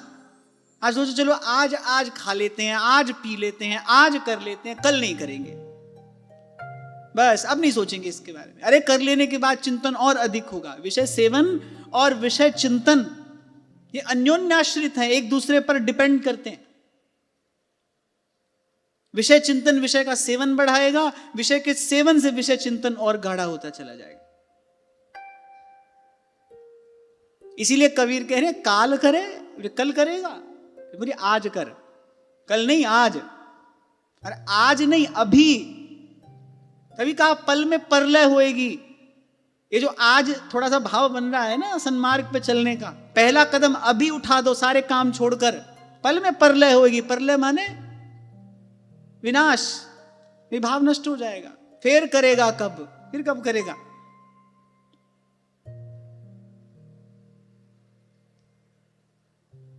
तो श्री प्रहलाद जी ने कहा कि इन इंद्रियों से दिखने वाले, इन्हीं से अनुभव किए जाने वाले बाह्य विषयों को ही जो अपना परम इष्ट समझकर मूर्खतावश अंधों के पीछे अंधों की भांति चल रहे हैं। उस दिन मैं आपको कह रहा था ना, तो संसार की चाल क्या है, बहुत भीड़ जा रही है, करे कुछ तो होगा, हम भी चलते हैं, कुछ तो होगा ही, इतनी भीड़ ऐसी ही जा रही है, कुछ तो होगा। अरे उस दिन मैंने आपसे यही कहा कि आधी से ज्यादा दुनिया शराब पी रही है, अब तुमको भाई शराब में कुछ तो होगा, हम भी पी कर देखते हैं, ऐसा करोगे क्या? ये तो कोई बुद्धिमानी नहीं है, ये तो अंधों के पीछे चलने वाली बात है। अब रास्ता दिखाने वाला व्यक्ति अंधा है, तुमको गड्ढे में गिराएगा ही, और तुम भी आंख बंद कर उस पर भरोसा करके उसके पीछे चल रहे हो, तो गिरना तय है, फिर तो निश्चित है। एक पंक्ति कहीं मैंने पढ़ी थी, पता नहीं कौन से कवि ने कही, अच्छी बात है। वो कहता है भीड़ तुमको भेड़ बना देगी, भीड़ तुमको भेड़ बना देगी। इसलिए एक शब्द का प्रयोग होता है ना बोलचाल में, भेड़ चाल है। आगे आगे कुछ भेड़ चलती है, पीछे पीछे, और बड़ी विचित्र बात है, वो आगे वाली भेड़ कुआं में गिर जाए, पीछे वाली भी गिर जाएगी। इसीलिए इसको भेड़ चाल कहते हैं। यहां प्रहलाद जी उसी भेड़ चाल की बात कर रहे हैं। बोले अंधों के पीछे अंधों के बाद ही सब चले जा रहे हैं, भगे जा रहे हैं। कुछ दिन पहले मुझे एक चित्र मिला, मैंने उसको संभाल कर अपने पास में रख लिया। किसी बनाने वाले ने क्या सुंदर रचना की, हजारों की संख्या में लोग एक दिशा में जा रहे हैं। आप कल्पना कर लेना, हजारों की दिशा में लोग, हजारों की संख्या में लोग एक दिशा में जा रहे हैं, दाएं बाएं। बीच में एक व्यक्ति है जो उनसे बिल्कुल विपरीत चल रहा है। बड़ा सुदृढ़ उसका व्यक्तित्व है। चित्रकार ने कुछ ऐसा बनाया कि उसकी मति में ज्ञान का प्रकाश हो रहा है, और वो अकेला चल रहा है। मुझे वो चित्र इतना प्रिय लगा, मैंने संभाल कर अपने पास रख लिया। मैंने कहा भाई ये बहुत बड़ी शिक्षा है, इसमें अपने बड़े काम की बात है। हमारे ध्रुवदास जी कहते हैं, तेई भय जगत ते न्यारे, जिन वृंदावन चंद संभारे। और ठाकुर जी जिस पर कृपा करे उसको तो न्यारा कर ही देते हैं, यही उनकी कृपा है। इसलिए बाईसा कह रही है, भावे कोई निंदो भावे कोई वंदो, गुण गोविंद जी रागा श्याम। जी मार्ग सब संत गया छे, जी मार्ग सब संत गया छे, वी मार्ग में जास्या मीरा रंग लाग्यो हुनाम हरी, और रंग अटक पड़ी, मीरा रंग लाग्यो हुनाम हरी, और रंग अटक भरी। तो प्रहलाद जी ने कहा ऐसे लोग बिल्कुल नहीं जानते कि स्वार्थ परमार्थ लोक परलोक सबकी सिद्धि एकमात्र श्री हरि के चरण कमल प्राप्त हो जाने से ही हो जाती है। इसीलिए गोस्वामी जी कहने सोई कवि कोविद, सोई मति धीरा, दक्ष सकल लक्षण जुत सोई, परमानंद प्रभु चतुर ग्वालिनी, ब्रज रज तज मेरी जाए भलाए। ब्रज रज में ऐसी निष्ठा हो गई, उनको लगता है भाई वृंदावन रज पायली सो पाए वो कहा रहे हो, ये प्राप्त कर लिया। ब्रजरज क्या है? ऋषि कृष्ण चरणों का प्रेम प्रदान कर देने वाली है, ये प्रेम प्रदायिनी है। और जिसको प्रेम प्राप्त हो गया उसको क्या प्राप्त करना शेष है? जा ही लहे कछु लैन की चाह न ही हमें होए। कहा करूं बैकुंठ ही जाए, कहा करूं बैकुंठ ही जाए, जहां नहीं नंद जहां नहीं यशोदा, जहां नहीं नंद जहां नहीं यशोदा, जहां नहीं गोपी ग्वाल न गाए, कहाँ करूं बैकुंठ ही जाए, कहाँ करूं बैकुंठ। प्रहलाद जी ने कहा कुछ तो नितांत विषयी हैं और कुछ सकाम उपासना में लगे हैं। अच्छा, उनको भी वस्तुतः प्रहलाद जी ने उसी कोटि में रखा है। बोले जो सकाम उपासनाओं में लगे हैं, जो इसी व्यापार में लगे हैं, बोले वो भी अंततः पड़ेंगे तो इसी संसार कूप में ही आकर। अभी श्री सेवक जी ने कहा भय किए कर्म। कोई कह रहा है कि भाई नहीं, हमने ये सब नहीं किया, हमने तो बड़े बड़े यज्ञ याग अनुष्ठान किए हैं। तो भी सेवक जी ने कहा तो भी क्या किया? कहा भय किए कर्म, यज्ञ दान देत देत फलन पाए, उच्च उच्च देवलोक चढ़ही। पर अंत में गिरेंगे तो यहीं पर आकर, कल्याण तो नहीं हुआ, श्रेय साधन तो नहीं हुआ। एते भय तो कहा तुलसी, जो पे जान की जीवन राम न जाने, वो कार्य तो नहीं हुआ ना। आर पार का राज्य प्राप्त कर लिया। रसखान तो कहते वेद गाए 20 बार, अरे बूझत लबार को, सोई है गमार जिस कियो नहीं प्यार। देखो भाई, दो ही बात तो होती है, या तो कोई मूर्ख है या बुद्धिमान है। बीच में क्या होता है? अब बोलो, बीच में हम होते हैं, कभी मूर्ख होते हैं, कभी बुद्धिमान होते हैं। सत्संग में बैठे तो बड़े बुद्धिमान हैं, क्योंकि जो भी सुन रहे हैं ना, बिल्कुल सही कह रहे हैं, बिल्कुल सही बात है, हाँ बिल्कुल ऐसा ही है, तो बड़े बुद्धिमान है।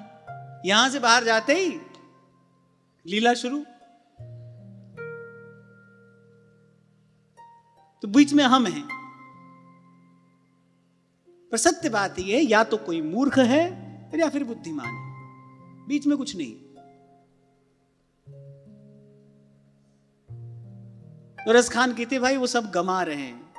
सोई है गंवार जिस कियो नहीं प्यार, नहीं पायो दरबार या नंद के कुमार। देखो, प्रेम तो प्रेम प्रभु की कृपा से ही प्राप्त होगा।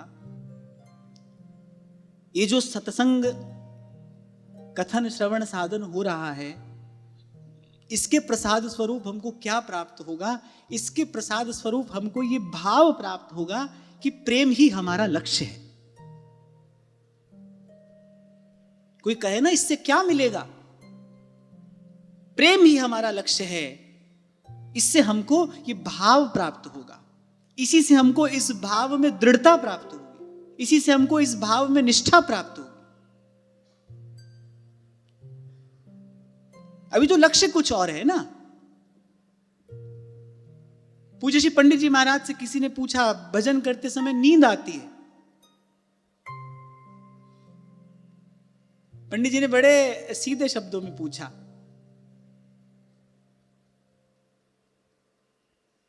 बोले भोजन करते हुए नींद आवे?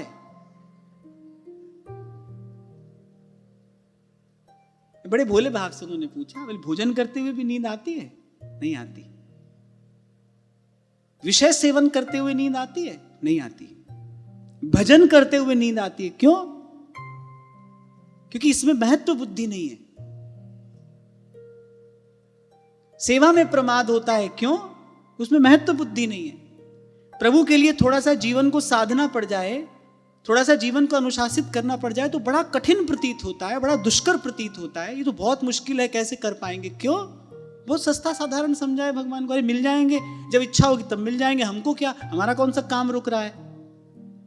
अपना काम तो हम यहां वहां भटक के और अन्य देवी देवताओं से बनवा ही लेते हैं। व्यक्ति यही सोचता है, कौन सा हमारा काम रुक रहा है? काम तो हमारा चल ही रहा है, इनके बिना कौन सा हमारे सुख में बाधा पड़ जाएगी? मिलेंगे जब मिलेंगे। व्यक्ति ही तो कहता है, हाँ भाई जब ठाकुर जी भजन कराएंगे तब कर लेंगे, जब बुलाएंगे तब चले जाएंगे, जब भगवान की कृपा होगी तब हो जाएगा। क्योंकि उसमें महत्व बुद्धि नहीं है, उसको महत्वपूर्ण नहीं समझते। जिस कार्य को व्यक्ति महत्वपूर्ण समझता है ना, नींद आती भी उड़ जाती है उस काम को करने में। जो काम महत्वपूर्ण होता है, नोट गिनते हुए नींद आती है?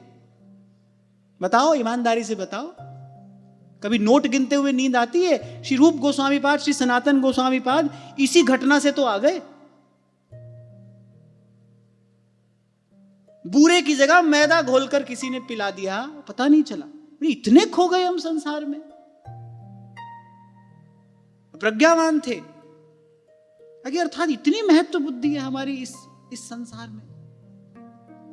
स्वयं को धिक्कारा, बस छोड़कर चल दी। थोड़ा सा साधन करना पड़ जाए, थोड़ी सी ये जो बात हम सुन रहे हैं अनुशासन की, थोड़ा ऐसे कर लो, थोड़ा वैसे, अरे ये तो बहुत कठिन काम है। कठिन कब लग रहा है? क्यों लग रहा है? क्योंकि लक्ष्य भगवान नहीं है। लक्ष्य भगवान हो तो कुछ कठिन नहीं है। लक्ष्य यदि भगवान है फिर कुछ कठिन नहीं है, क्योंकि लक्ष्य ही नहीं है ना। लक्ष्य तो संसार ही है। इसीलिए मैंने कहा यहां बैठे हैं सब बुद्धिमान हैं, आप जो कह रहे हैं वही बिल्कुल ठीक है, सब सर हिलाते हैं, जो बात यहां से कही जा रही है उसको बिल्कुल मानते हैं, लेकिन लक्ष्य भगवान नहीं है। लक्ष्य यदि प्रभु हो, यदि हमारा उद्देश्य भगवान है, तो लक्ष्य तो आपको चैन से सोने भी नहीं देता। नींद कहां से आ जाएगी? शायद भारतवर्ष के पूर्व राष्ट्रपति माननीय डॉक्टर एपीजे अब्दुल कलाम ये बात कहा करते थे। वो कहते थे ना, बोले स्वप्न वो नहीं होते जो आप सोते हुए देखते हैं, स्वप्न तो वो होते हैं जो आपको सोने नहीं देते। भजन महत्वपूर्ण हो, कैसे नींद आ जाएगी भाई? खैर पंडित जी ने तो बड़े भोले भाले शब्दों में पूछा। बोले भैया भोजन करते हो नींद आवे? तो नहीं आती। मुंह की जगह नाक में भोजन डाल लिया, ऐसा कभी हुआ? नींद आ रही थी, कभी नहीं हुआ। विषय सेवन करते हुए नींद नहीं आती, रुपया गिनते हुए नींद खुल जाती है। जरा सा रात को खटका हो जाए, अरे कोई चोर ना घुस आया हो, खुल गई नींद। क्यों? क्योंकि भाई बड़ी महत्व की वस्तु रखी है ना तिजोरी में, वो चली जाएगी तो जीवन समाप्त हो जाएगा। बड़ी महत्व की वस्तु है वो। अरे भजन हुआ हुआ, नहीं हुआ नहीं हुआ। क्यों? ऐसा क्यों है? क्योंकि भाई उसमें कोई हमारा विशेष अभी आग्रह नहीं है, उसमें कोई ध्यान नहीं है। इसलिए जो कहती है ना माला करते हुए नींद आती है, भजन करते हुए नींद आती है, इसलिए आती है। सत्संग क्या करेगा? इसी अनर्थ की निवृत्ति सत्संग कराता है। मन तो एक है भाई, यह जो एक मन, या तो माया में लगेगा या मायापति में लगेगा। एक मन है तो माया में लगाओ या मायापति में। पर अभी तो जीव की दशा यही है, माया को सब जग भजे, माधो भजे न कोई।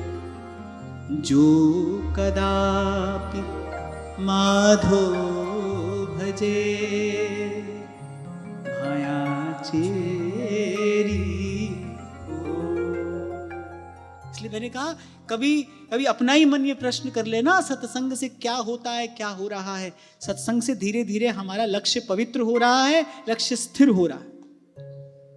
सत्संग की कृपा से ये प्रसाद प्राप्त होता है कि नहीं भाई, भगवत प्रेम हमारा लक्ष्य है, प्रेम प्राप्त करना है।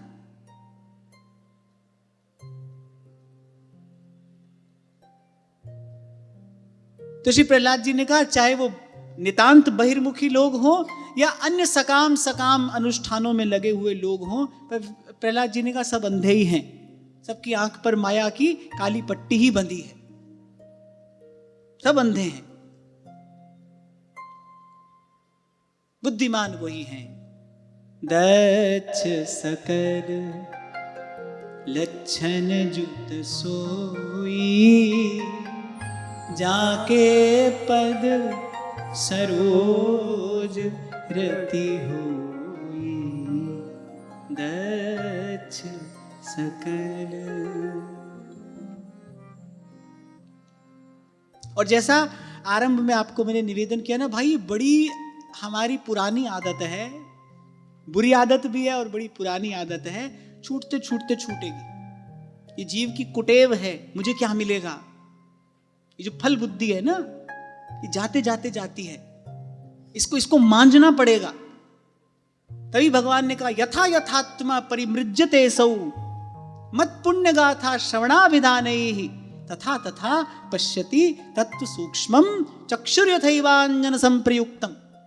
यथा यथात्मा परिमृज्यते सौ, जो पात्र है पहले इसको मांझना पड़ेगा। बड़ी दुर्गंध वाली वस्तु इसमें रखी है कब से। जिस घट में, जिस घट मंदिर में प्रभु की मूर्ति को विराजमान करना है, बड़ी दूषित दुर्गंध वाली वस्तु उसमें रखी है। और कब से रखी है? जन्म जन्म से रखी है।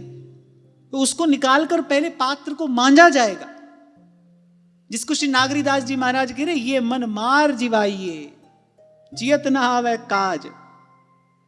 पहले इस पात्र को मांझा जाएगा। मांझने की विधि क्या है? श्री प्रियादास जी भक्तमाल के मंगलाचरण में टीका करते हुए कहते हैं, श्रद्धाई फुलेल उबटनो श्रवण कथा, मैल अभिमान अंग अंगन छुड़ाइए। श्रद्धाई फुले, श्रद्धा से युक्त होकर भगवान की लीला कथा सुनो। उससे क्या होगा? अंतःकरण शुद्ध हो जाएगा। ये जो शब्द जा रहे हैं ना कान से भीतर, कि मांझ देंगे अंतःकरण को। एक दिन आपका मन स्वीकार करेगा, हाँ भाई ये सब व्यर्थ है, भगवत प्रेम ही हमारा लक्ष्य है। अब मैंने कहा प्रेम तो भाई प्रेम प्रभु की कृपा से ही प्राप्त होगा, जब उनकी इच्छा होगी। हमको अपने हिस्से का काम करना है, हमको अपने पात्र को तैयार कर लेना है। यद्यपि पात्र तैयार करने की योग्यता सामर्थ्य ये भी भगवत कृपा ही है। भगवान के नाम रूप लीला से ही तो ये होगा, तो भगवान की कृपा है।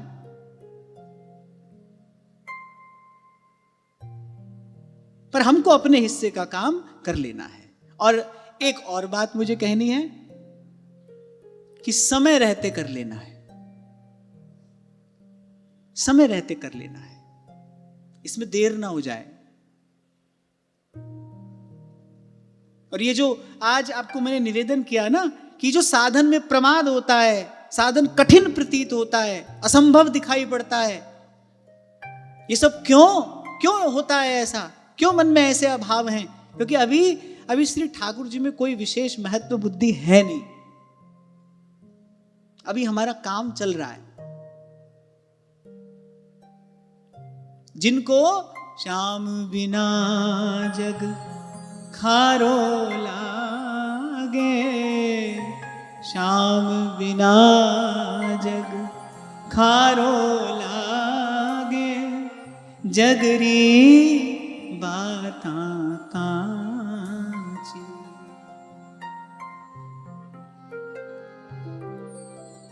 सावरे रंग राची, सावरे रंग राची। देखो श्री ठाकुर जी हमको कब मिले, कैसे मिले, इसमें तो हमारा कोई अधिकार नहीं है। जब वो चाहेंगे तभी मिलेंगे, जैसे चाहेंगे वैसे मिलेंगे, जहां चाहेंगे वहीं मिलेंगे, इसमें हमारा कोई अधिकार नहीं है। हम क्या करें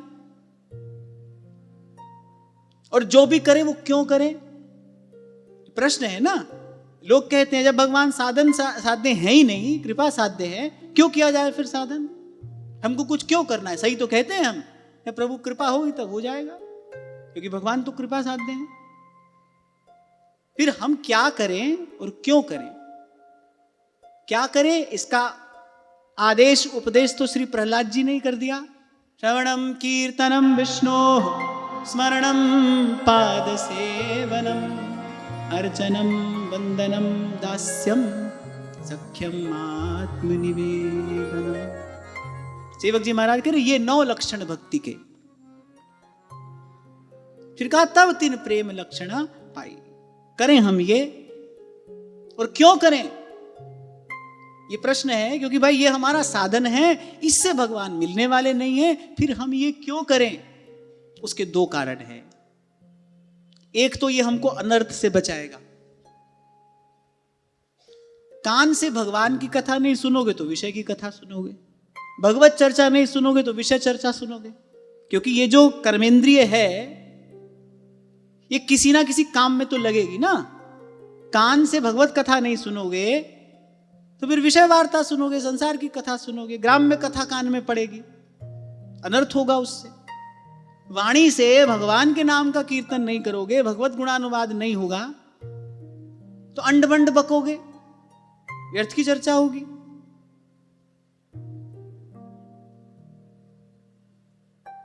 मन से संसार का ही चिंतन होगा। जो भी साधन संपत्ति हमको प्रारब्ध से प्राप्त हुई है वो संसार ही संसार में लगेगी।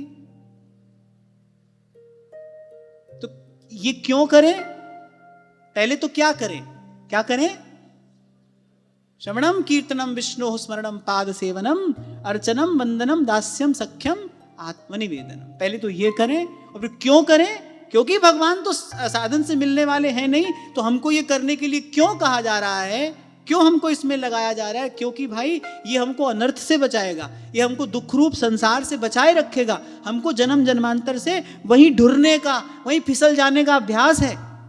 यदि हम सावधान नहीं रहे, यदि हमने ये बाड़ दृढ़ करके नहीं लगाई तो हम फिर वहीं जाएंगे, और ये दुर्लभ मनुष्य देह जो प्राप्त हुआ है ये अवसर हमारे हाथ से व्यर्थ चला जाएगा। एक तो इसलिए हमको ये करना है, इससे बचने के लिए करना है, और दूसरा वो जो विषय में हमारी सुख बुद्धि है, सत्संग की कृपा से, श्रवण कीर्तन स्मरण की कृपा से वो विषय में हमारी सुख बुद्धि समाप्त हो जाएगी, श्री ठाकुर जी में हमारी सुख बुद्धि हो जाएगी। और जिस विषय में सुख बुद्धि होती है केवल जागते ही नहीं, सोते भी मन उसी का भजन करता है। लोभी को धन का ही स्वप्न आता है, लॉटरी लग गई, गड़ा हुआ धन मिल गया, उसको स्वप्न ऐसा ही होता है। कामी को स्त्री का ही दर्शन होता है स्वप्न में भी। जो जब श्री ठाकुर जी में हमारी सुख बुद्धि हो जाएगी ना, तब हमको लगेगा जो श्री प्रहलाद जी कह रहे हैं कि सारे स्वार्थ और परमार्थ मेरे नारायण ही हैं, उन्हीं के चरण कमल ऐसे हैं जिनको प्राप्त कर लेने से सब कुछ प्राप्त हो जाता है। पर मंदमती, मूढ़मती, जड़मती मनुष्य की बुद्धि में ये बात नहीं आती। जब श्री ठाकुर जी में सुख बुद्धि हो जाएगी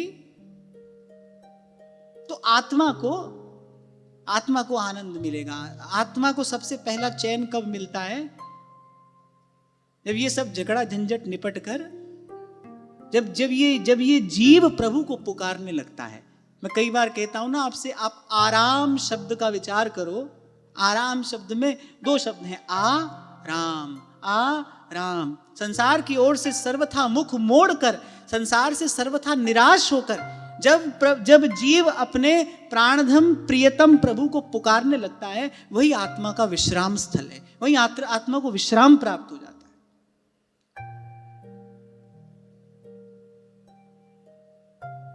हम ये करें, किस लिए करें? पहली बात, अनर्थ की निवृत्ति होगी। अनुचित कर्म का बीज नहीं डाल बैठेंगे हम, जिसको भोगने भुगतने के लिए जीव को बार बार संसार में आना पड़ता है, कैसी कैसी योनियों में जन्म लेना पड़ता है। कोई आवश्यक थोड़ी है कि मनुष्य होकर मरे तो मनुष्य ही होकर जन्मोगे। अरे गधा कुकर सूकर जाने क्या होकर जन्मना पड़ेगा। और दूसरा, वो जो विषय में हमारी सुख बुद्धि है, सत्संग की कृपा से विषय सुख का साधन भी छूट जाएगा और विषय में जो सुख बुद्धि है वो भी समाप्त हो जाएगी। तभी ध्रुवदास जी ने कहा, रस बल छूटे जो विषय रस, तब पावे विश्राम। तब आत्मा को विश्राम प्राप्त होता है, आत्मा को आनंद की अनुभूति होती है, आत्मा को आराम मिलता है। आराम कहने से ही आत्मा को आराम मिलता है। आराम। खूब नाच लिए यहां, खूब तमाशा दिखाया, काम क्रोध का पहर चोलना, कंठ विषय की माल, खूब संसार का मनोरंजन किया, खूब संसार को अपना तमाशा दिखाया, खूब नाच लिए, थक गए। अब मैं नाचो थक्यो गोपाल। सारा पद गाकर सूरदास जी अंत में कहने, प्रभु लेकिन मैं जो कर रहा था ना, बोले अविद्या के वश होकर कर रहा था।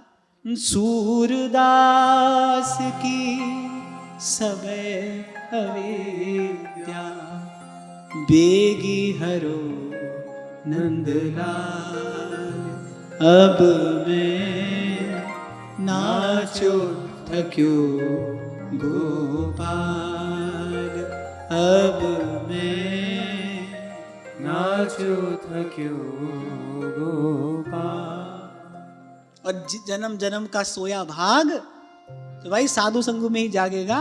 भाग जग्या म्हारा साध संगत सू, सांवरिया के बट। नित उठ हरि जीरा मंदिर जास्या, नित उठ हरि जीरा मंदिर जास्या। नाचा दे दे चुटकी, मेरो मन लाग्यो हरि जी सू, अब ना। ऋषि प्रहलाद जी ने इस कर्तव्य के विषय में एक बात और कही है, वो नहीं भूलनी है। श्रवण कीर्तन स्मरण करना है, अर्चन वंदन करना है, पर निष्काम भाव से। प्रभु से कुछ कहना नहीं है, कुछ नहीं कहना है।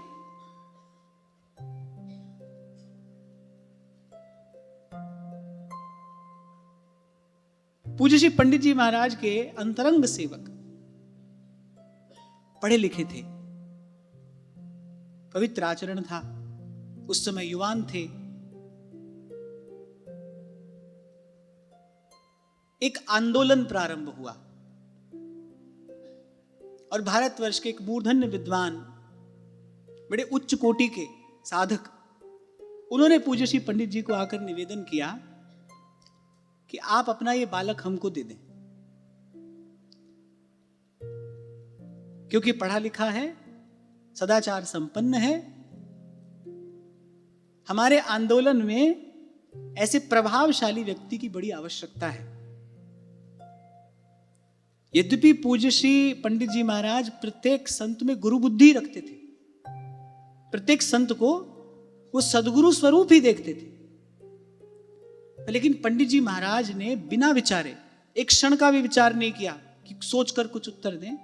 सीधा उत्तर दिया, भैया जो हो रहे हो है ये तो युग को धर्म है, ये हमारो कार्य नहीं है।